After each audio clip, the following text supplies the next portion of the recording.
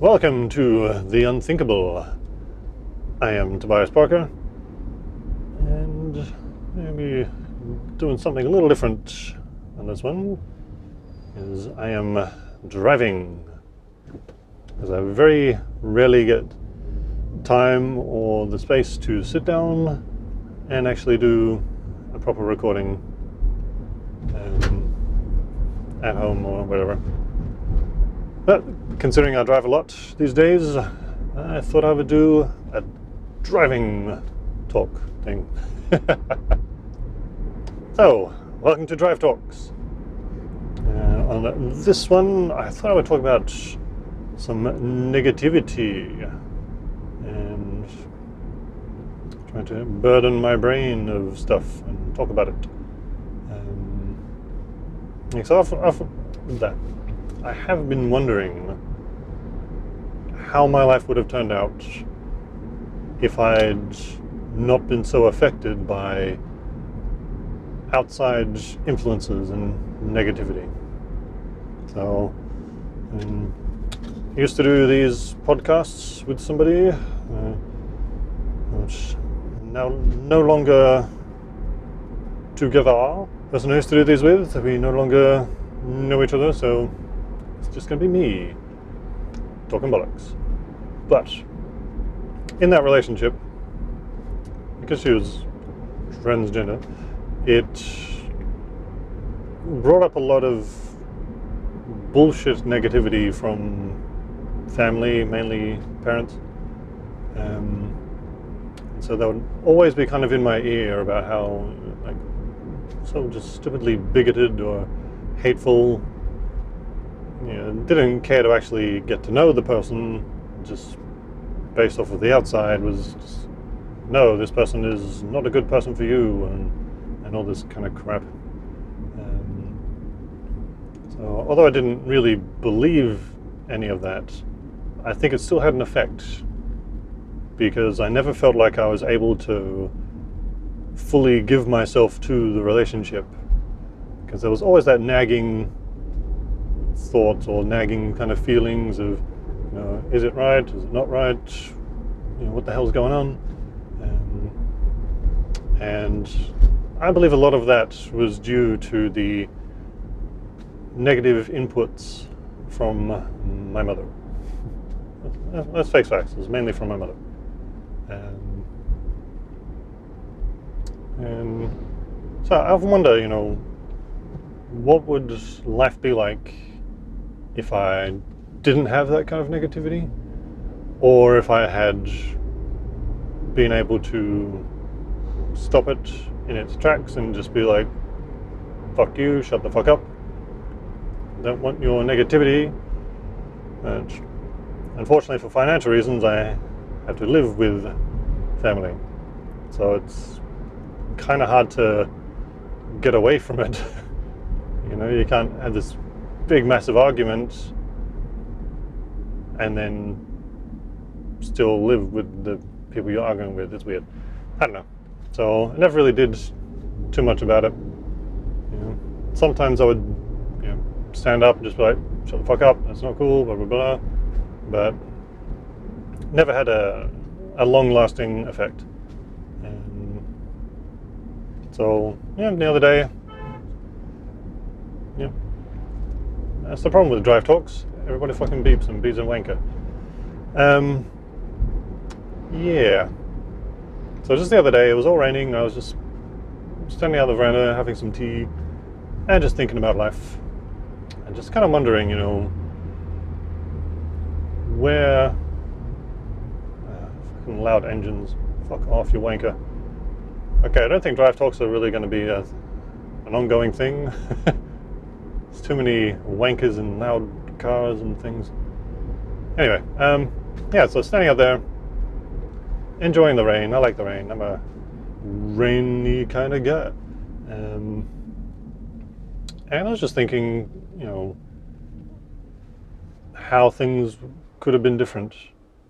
You know, I could have still been in a relationship, could have given more to that relationship, because I know I was not giving everything. Yeah, know I was holding back, and she had even said, when she told me about her new fucking partner, straight away, first thing she says to me is, he's more emotionally available than you are. Which, fucking rude. That's kind of what started the whole, me not wanting anything to do with her any longer.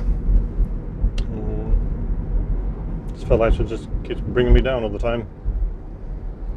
Anyway, look, what's done is done.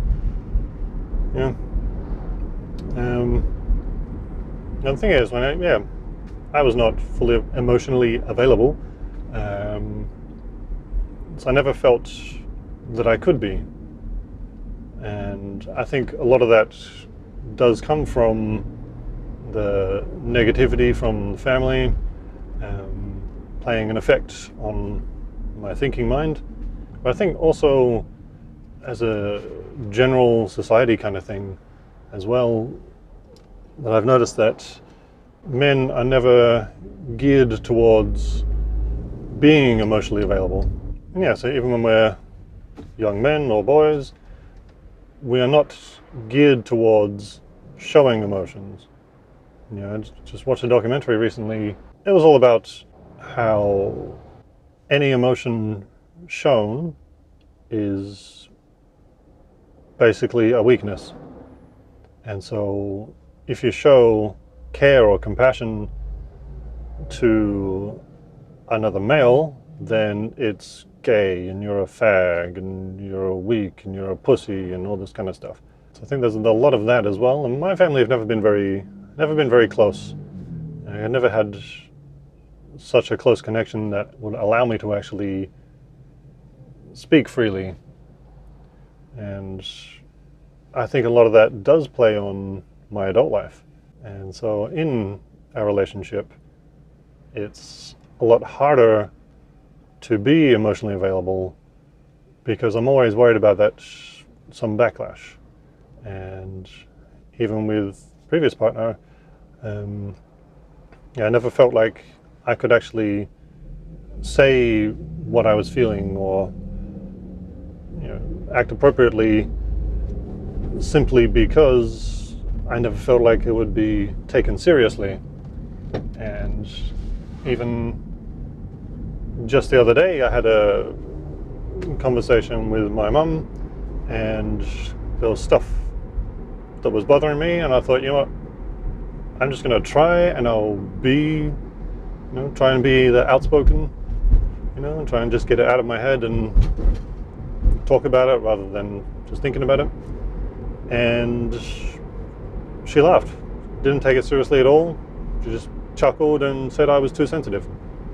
And this always freaking happens. Anytime, I just don't get it. It pisses me off to no end because everybody and everything keeps me in this pain in the ass gray area where if I don't show my emotions or talk about things, then I'm being unhealthy by keeping it in, and I'm being dishonest by not talking about it.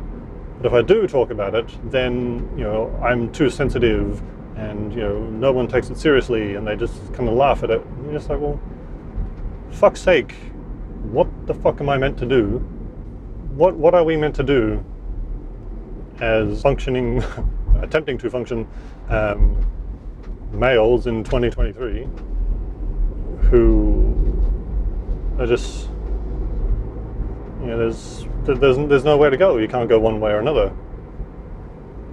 And that's exactly one of the things that keep me just from being available to anybody. It just keeps me introverted.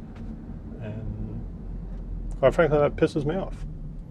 Because I don't know how to be extroverted, because any time I've ever tried, it just blows up in my face. And so I've often said that it doesn't matter what I do, I feel like I'm wrong. Because if I do something wrong, I get punished, obviously. But if I do something that I think is right, then I'll still get punished, but it'll be in a different way because I didn't do it in the right way, or I didn't go about it in the best way possible. Some bullshit like that. And then, so that kind of leads me to think, well, if doing something bad is bad and doing something good is bad, then doing nothing is going to be okay.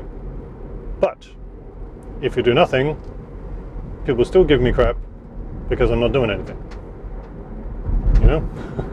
It's like the whole thing of, you know, if you stand by while something's going on, then you're just as bad as the person doing the bad thing. So if you stood by while someone was getting beaten up, for some reason you're just as bad as the person who's doing the beating or giving the beating, you know?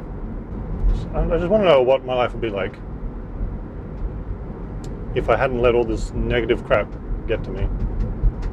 Because it does, it weighs you down like you wouldn't believe.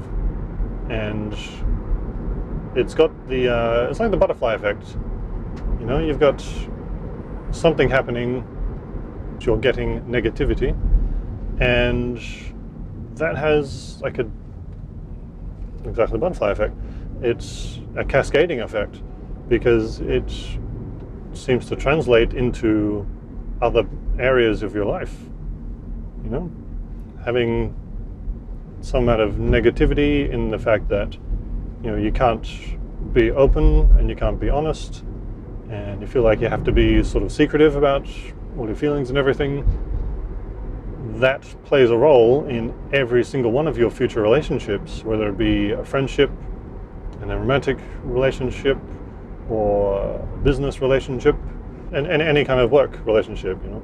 Yeah, it all plays a part of that, and it sucks. It really, really sucks. I think the only thing we can really do, get off. No. I think the only thing we can really do is find a way to push that negativity aside, which is very, very hard to do. You got to find a way to stand up for yourself and whatever it is you're doing at any cost. Because I think I would have been a lot better off if I had told my family just to shut the hell up. You know, you don't even know Sabrina, previous partner, that was the trans person. You don't even know her, you're not even trying to get to know her, you're just fully judging a book by its cover. You know, I have feelings for this person, and I really felt like I couldn't even say I had feelings for this person. My family is so bigoted and hateful towards anything even remotely homosexual. You know, and because this person is transgender, they were male, they transitioned to female. The main thing from my family was, you know, well, what if they stop transitioning and you get stuck in a homosexual relationship? That was the thing. They didn't want me, quote unquote, stuck in a homosexual relationship if this person decided not to continue with their transition. That is just retarded, and quite frankly. It's just difficult to deal with people like that. I really just, I want to go back in time, and I want to tell them just to mind their own business. You know, I like this person, I want to be with this person, I want to try for some kind of relationship with this person, and that's just it. And you have to accept that. So I think somehow people these days in 2023 need to find a way within themselves to be open enough or strong enough to say things to these people just like that. So just to say that, you know, I have feelings for this person, I want to be with that person, that is my decision, not yours. Fucking suck it up and deal with it, because that is the only way that seemingly that we can be happy. People like myself. I've been out there, I've dated people, I've been attempting to get back into the dating scene since a relationship, and it is not good. It's not good. And standard post-relationship feels, it doesn't feel good when you see that your previous partner is very quickly moving on to somebody else, and then you're kind of stuck here in this shitty situation. So I don't know, that's just the way I've been feeling lately. And yeah, I really wish I could go back in time and do that, because although there were things about previous partner I didn't like or felt hard to deal with or whatever, a lot of those issues come down to the communication and the being open and honest kind of thing, as well as being the emotionally available person. But it's hard to be emotionally available when everybody shits all over your emotions all the time. The only way forward is to find the way within ourselves, within myself, within yourself, whoever's listening, is to find a way to just be strong about it, just to find that strength from somewhere, anywhere. Anywhere you can get it, if it's from God, religion, just out of sheer frustration for everything being shit in your life. Strength from somewhere, somehow, because that is the only way people like myself may actually be able to move forward, is find that strength somewhere, and to say to people, even the ones who are closest to you, just to tell them to shut the fuck up and mind their own business, because they don't like what you're doing. And this is the biggest thing that I've been struggling with, is that everybody always has their 2 cents that they're trying to put in, and it always brings me down. So I need to find a way to get that strength to say to people, no, I'm doing it this way because this is the way I want to do it. If it fails, it fails. That's it. You've got to put it to these people and just say, look, this is my life. I need to do these things so that I can learn and I can deal with life. Because at the moment I have no freaking idea what I'm doing, because of everybody's continual input that's not wanted. But I'll need to do something and fail at it in order to be able to pick up the pieces and move on. Because the only way in life that you actually can move on with things is if you go through them and you fail, and then you pick up the pieces and you try again, or you move on to something else. That's the way you have to be in life. And I was never brought up that way, so I had no idea how to really do much of anything in that regard.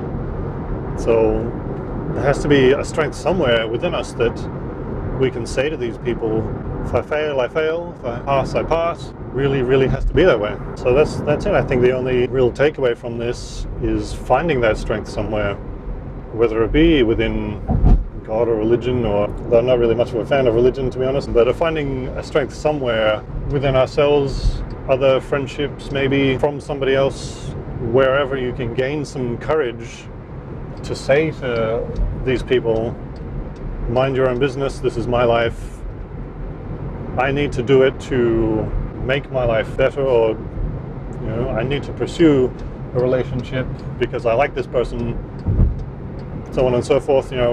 Just a way to stand up for ourselves, to say, sort of, don't you tell me what to do, this is what I want to do. Hopefully I can learn from that. Hopefully you can too. Yeah, I feel pretty good about this little drive talk. Although there's a lot of road noise at the moment, so hopefully the recording's not fucked up.